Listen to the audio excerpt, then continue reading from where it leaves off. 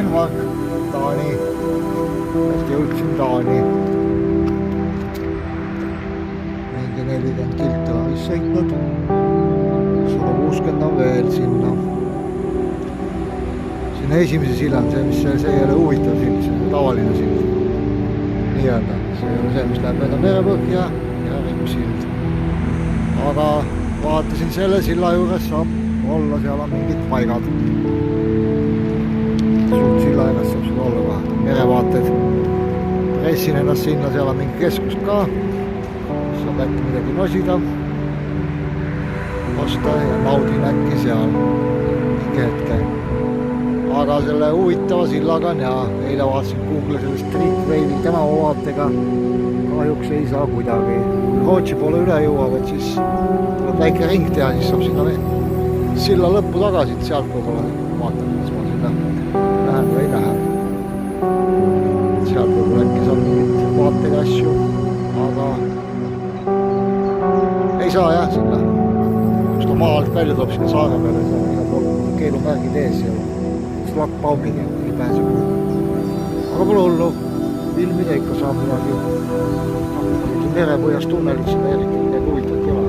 Aga Taanis olla, sõidan veel mingi 160 kilti, siis olen seal silla juures mere ääres. Lõpuks jälle suure vaatega oma lemmikkohas.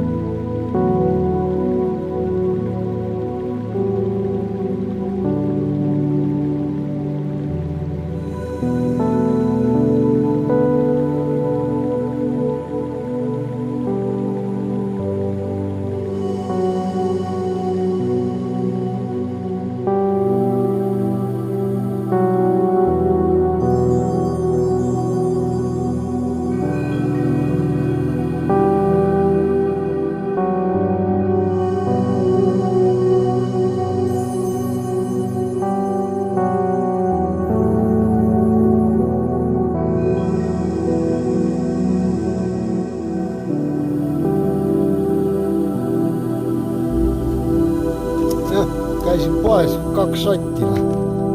6 pakka õlut, panni kooke, saia, piima.